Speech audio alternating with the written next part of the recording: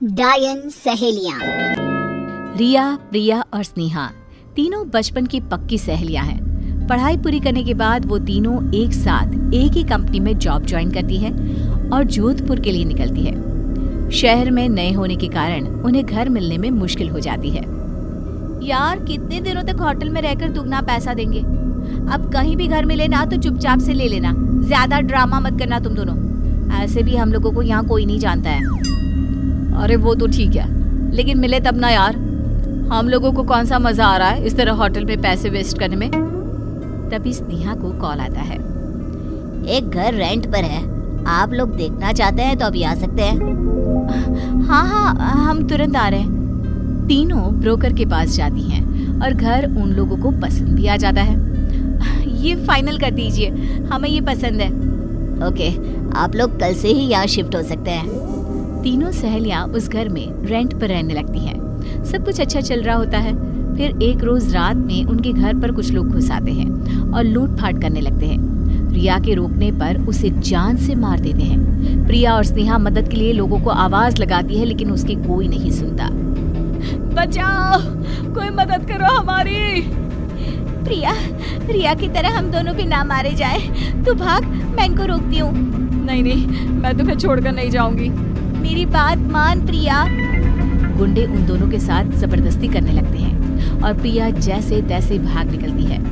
गुंडे स्नेहा को भी मार देते हैं और सब कुछ लूटकर फरार हो जाते हैं। अगली सुबह जब प्रिया वापस घर आती है तो लाशें देखकर खूब रोती है। मैं तुम दोनों की मौत को यूं खाली नहीं जाने दूंगी। इन दरिंदे इंसानों को यूं मैं नहीं छोड़ूंगी।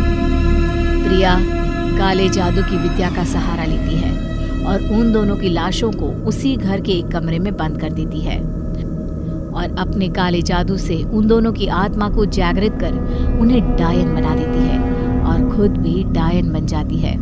वहां के आसपास के लोगों को लगता है कि तीनों मारी गई है। उनकी मौत के बाद से ही वो घर यूं ही पड़ा रहता है। कोई भी आदमी उस घर को ना रेंट पर लेता, ना वहां कोई भटकता। रात को उस घर से चीखने की आवाजें सुनाई देती और लोगों को समझ में आता कि वो तीनों डायन बनकर इस घर को अपने कब्जे में कर चुकी है। उस घर का मालिक भी घर में घुसने से डरने लगता है। अरे किस घड़ी में मैंने उन तीनों को ये घर रेंट पर दे दिया था। इतने दिनों से यहाँ साफ सफाई भी नहीं हुई। क्या करूँ अब मैं? प्रदीप अपना दिमाग चलाता है और एक गरीब नौकर को बहला फुसला कर कहता है, अगर तुम इस घर की सफाई अच्छे से कर दोगे ना तो मैं तुम्हें 3 गुने पैसे दूंगा। वैसे अभी दिवाली भी आ रही है, तेरा भी काम हो जाएगा। लेकिन साहब, मैंने सुना है वहाँ डायनों ने अपना घर बना रखा है। अरे यह सब अफवाह है। देख ले, तेरे पास खाने के लिए पैसे तक नहीं है। मुझे क्या है, इतने पैसे में तो कोई भी काम कर देगा। नहीं साहब, मैं करता हूँ, अब चिंता मत कीजिए। नौकर घर के अंदर चला जाता है और पूरे दिन साफ सफाई करने के बाद बुरी तरह थक जाता है। साहब ठीक ही कह रहे थे, यहाँ कोई डायन वायन नहीं है। चलो यहीं सो जाता हूँ, कल सुबह चला जाऊंगा। नौकर उसी घर में सो जाता है और आधी रात होते ही उसे चीखने और चिल्लाने की आवाजें आने लगती है। बचाओ! इधर से हमें बचाओ! बचाओ! नौकर उठता है और इधर उधर देखने लगता है, लेकिन उसे कुछ दिखाई नहीं देता। फिर एक बंद कमरे में उसकी नजर पड़ती है। ये हमरा वहम होगा। इतना सुन लिबा है इस घरवा के बारे में कि हमरे कान बजने लगे हैं। अरे यार, ये कमरा तो हम साफ ही नहीं किए। अच्छा अभी कर ले बता, नहीं तो साहब को मौका मिल जाएगा पैसवा काटने का। नौकर उस अजीब से बंद कमरे को जैसे ही खोलता है, उसके पैर से कुछ टकराता है।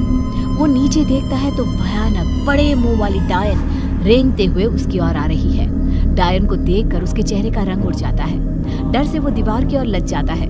जैसे ही वो ऊपर देखता है, एक डायन ऊपर से उसकी ओर उछलती है और एक उसके पीछे से।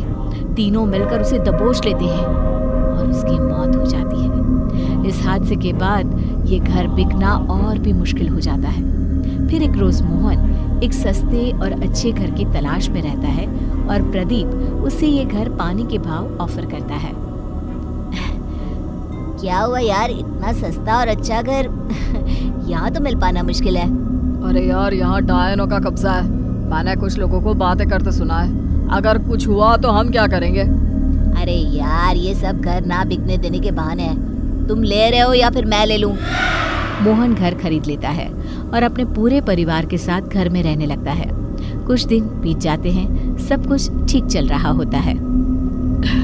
मैं बेकार में ही टेंशन ले रहा था, सब कुछ तो सही है। उसी रात मोहन का भतीजा खेलते खेलते उस बंद कमरे को खोल देता है।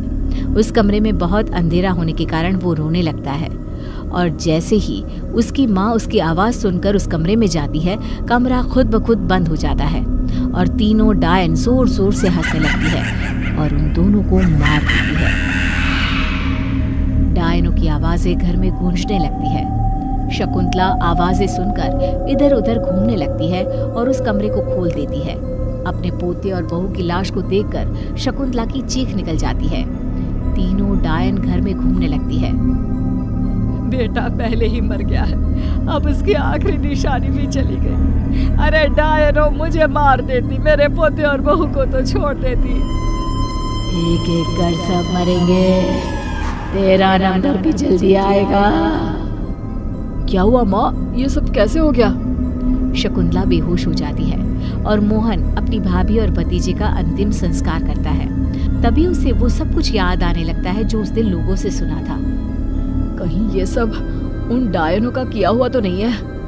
मोहन रोता हुआ वापस घर लौटता है और देखता है कि तीनों डायनें उसकी माँ को घेरे हवा में घूम रही है और उसके पिता की लाश जमीन पर पड़ी है। इस घर में जो भी आएगा वो अपनी जान से जाएगा। तुम लोग भी हमें लूटने आए थे, अब मार के घाट उतर गया ना।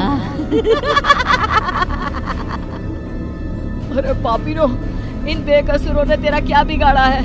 मैंने लिया था ना ये घर, खा ले मुझे। मेरा परिवार क्यों वीरान कर गई? प्रिया डायन मोहन की ओर घूमती है। उसे देखकर मोहन के होश उड़ जाते हैं। प्रिया, तुम ये सब क्यों कर रही हो? मुझसे कोई शिकायत थी तो मुझसे कहती, मेरे पूरे घर को क्यों मार दिया तुमने?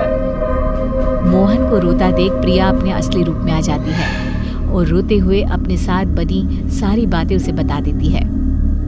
मोहन, मुझे पता नहीं था कि ये तुम्हारे परिवार के लोग हैं।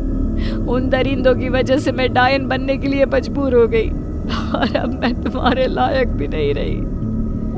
तुम चिंता मत करो प्रिया, तुम तीनों को न्याय मैं दिलवाऊंगा। मोहन उन गुंडों का पता लगवाकर उन्हें उम्र कैद की सजा दिलवा देता है। रिया और स्नेहा की लाशों को जलाकर उन्हें इस दुनिया से मुक्ति दिला देता है और प्रिया से काला जादू छोड़कर उसे पहले की तरह आम लड़की बनने को कहता है। बाद में दोनों शादी करके खुशी खुशी उसी घर में रहने लगते हैं।